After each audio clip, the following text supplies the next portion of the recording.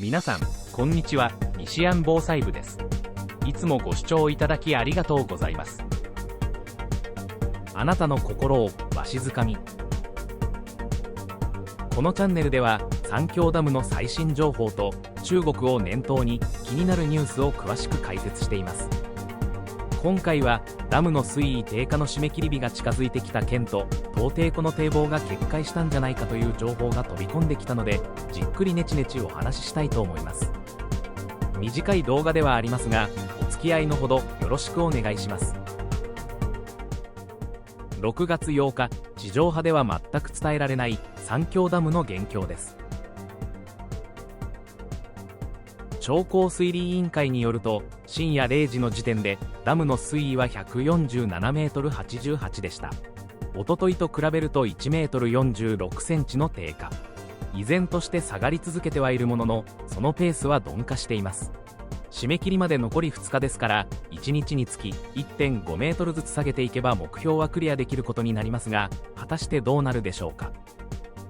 ダムの貯水側から見ると、水位はこの辺りではないかと思われます。昨日の朝9時の時点、上流の観測所の流入量は毎秒1万100立方メートルで、三峡ダムの流入量は毎秒1万5000立方メートル。差分については毎秒4900立方メートル。おとといと比べて上流の寸丹観測所はプラスの600、三峡ダムもプラス200。現在、重慶付近でそこそこの雨が降っているため、今後増水するものと思われます。ちなみに速報ベースですが、今朝8時の時点で寸丹観測所は毎秒1万4200立方メートル、支流の右近にある武流観測所は毎秒6880立方メートルと爆増しており、合わせると2万を超えていることから、三峡ダムへの流入が今後増えるのは確実となりました。長江の最上流の金沙江にある巨大4電ダムのうち、高架波ダムの放流量は昨日の朝8時の時点で毎秒4400立方メートル。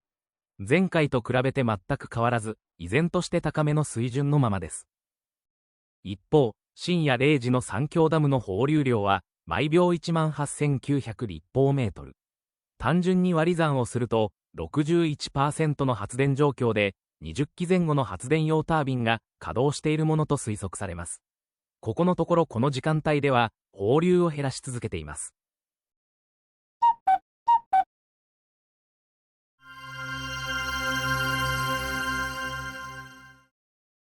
三峡ダムと上流のダムの流量について現状を確認してみます。こちらは2月からおとといまでの流量になり、交通運輸部の発表データをもとにグラフを作成。上が三峡ダム、下が高架波ダムです。最初に上流にある高架波ダムについて、濃い青のラインの放流量は5日に大きく増やしたようですが、翌日には少し絞っている模様。とはいえ、2月からを見てみてもまだ高い水準であることに違いはありません。中国中央気象台の予想によると、金沙江周辺でまとまった雨になりそうなので、今後増水することが予想されます。その時に放流を増やすのかどうか、ここは注目したいところです。続いて三峡ダムの状況について、オレンジのラインの流入量は下げ止まりとなり、少し増加に転じているものの、当チャンネルで予想したほどは増えていないというのが正直なところ。逆にグレーのラインの放流量は絞っていることが見て取れます。放流量と流入量の差は、だいたい毎秒7000立方メートルあたりと、前回よりも縮まることに。最上流における増水と雨の降り方次第ですが、これから流入量は増え、放流量は絞るというトレンドになるのではないかと予想しています。Nishi Yang Channel。そして、昨日の流量情報が出てきたのでアップデートしておきたいと思います。最上流のダムの方は変化なし。三峡ダムの流入量は若干増えるにとどまっていますが、放流量の方はおとといに続き、その量を絞る運用としている模様。ギャップはさらに縮まり、毎秒5000立方メートルあたり。湖南省水門局が発表している1時間ごとの放流量のデータを見てみると、昨日あたりから上限と下限のラインを引き下げ、総量規制している様子が伺えます。このまま絞り続けるのか、あるいは方針を変えるのかが注目ポイントです。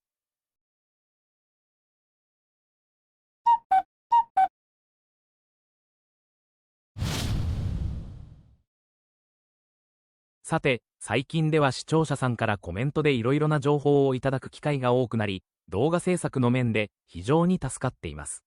その中に、みんな大好き東帝湖で堤防が決壊したらしいと連絡をいただきました。YouTube で動画を探ってみると、今月5日に東帝湖の堤防が切れて、建物の屋根まで水が浸かる様子と、切れた堤防の仮復旧の映像、そして、例によって赤い旗を振り回して、記録映画のワンシーンのようなコテコテのプロパガンダ映像を扱ったものが見つかりました。悲しいかな、動画を見出してからすぐにこれが今起こっている話ではなく、2年前の出来事であることを見抜いてしまいました。このチャンネルでも取り上げましたが、2024年の7月に東帝湖の堤防が切れ、数キロにわたり水に浸かるという事案があったのは確か。崩れた堤防に砂を満載したトラックを突入させるという映像が出回り、世界はドン引き。ただし、これは2026年の話ではありません。場所で言うとこの辺りになり、湖の警戒水位である33メートル付近まで到達した時の出来事でした。6月7月になると、この手の動画があちこちから出てくるので、ご存じない方は、現在起こっているニュースと勘違いしやすいのでは。こういった動画は本当かどうかを判断するのが難しく、ましてや今は AI 全盛の時代。動画を見る側も、本物かどうかを見極めるスキルが求められる、世知がない世の中になってしまいました。これって本当なのといったケースがあった場合、どんなネタでも結構ですので、新たな情報があれば、コメントにてお待ちしております。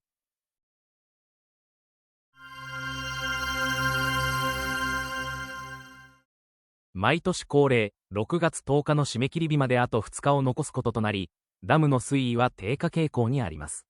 先月末から順調に下がり続けて、今年も安泰かと思われましたが、当チャンネルでも予想していた通り、どうやら雲行きが怪しくなってきました。直近では水位の低下のペースが鈍化しており、残り3メートル近くを2日でとなるわけですから、目標ラインの達成は難しいかもしれません。さすがに1日につき約 1.5 メートルのダウンは無理な話。前回の動画でもお伝えした通り、長江水利委員会は臨時報告書の中で、148メートル前後で下げ止まる可能性を示唆しています。そのため、期限までに145メートルまで下がる可能性は低いのではないかと見ています。そうなると、官製メディアから出てくる記事は、2年連続で洪水調節容量確保の文言になりそうな予感。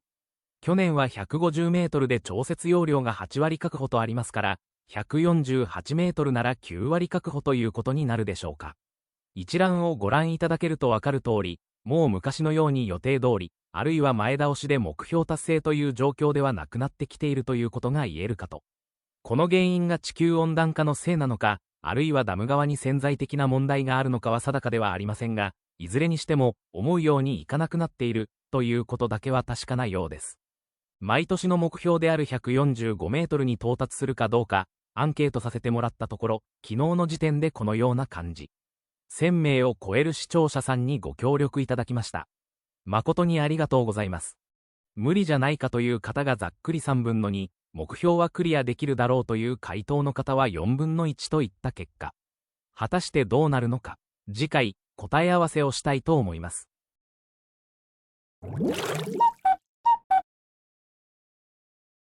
天気予報サービスのウィンディで24時間の実績を見てみます。こちらは昨日の午後5時までの様子。ダムの上流地域で雲が次々と発生して、長江流域にがっつり雨雲がかかっています。重慶市の北部では1時間に100ミリ以上という猛烈な雨が観測された場所もあり、支流の下流溝を通じて、時間をかけながら長江本流が増水するものと予想されます。次に、今後の予想を見てみます。長江の上流と南側を中心に強い雨が降った後は、最上流の金沙港あたりで少しまとまった雨になるかもしれません。今日の三峡ダムの天気は最高気温が24度、最低気温が16度で小雨の予報。すでに平年よりも水位が高くなっているところが多いことから、これから降る雨は各地にかなりの影響を及ぼすことになるでしょう。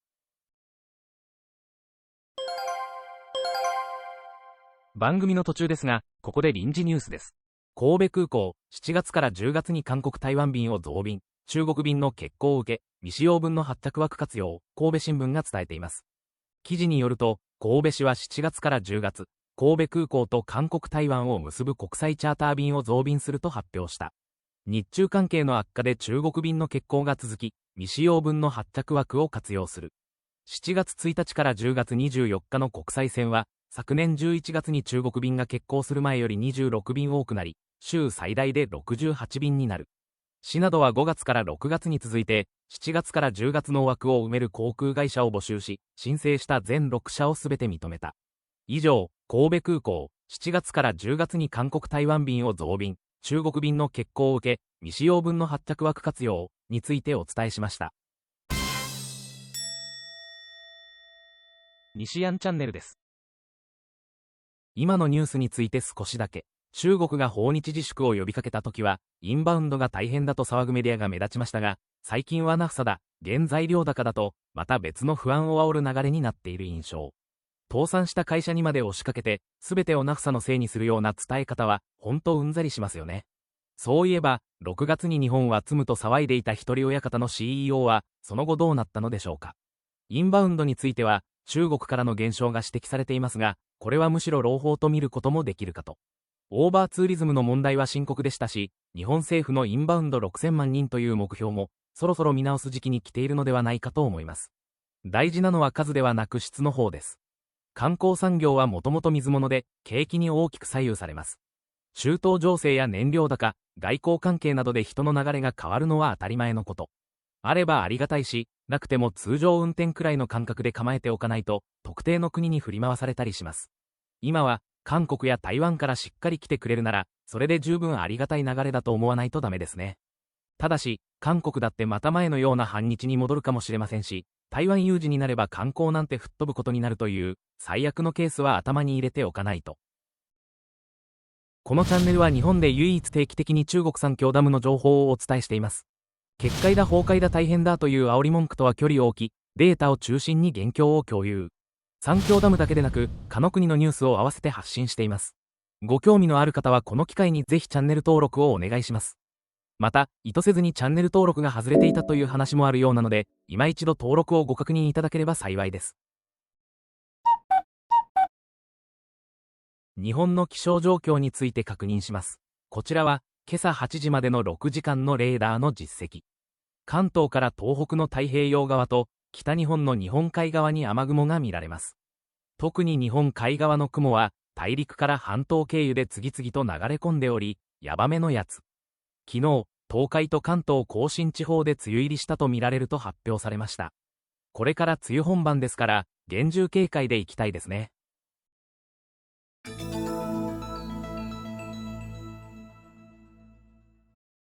ここまでご視聴いただき、ありがとうございます。この動画が良かったと思われましたら、グッドボタンを。ああも一つやなと思われましたら、バッドボタンをお願いします。YouTube の仕組み的に、グッドでもバッドでもアクションがあるのが良しとされるようです。お手数ではありますが、どちらでも結構ですので、ひと手間いただけると幸いです。引き続き、最新情報をお伝えしていきますので、チャンネル登録もよろしくお願いします。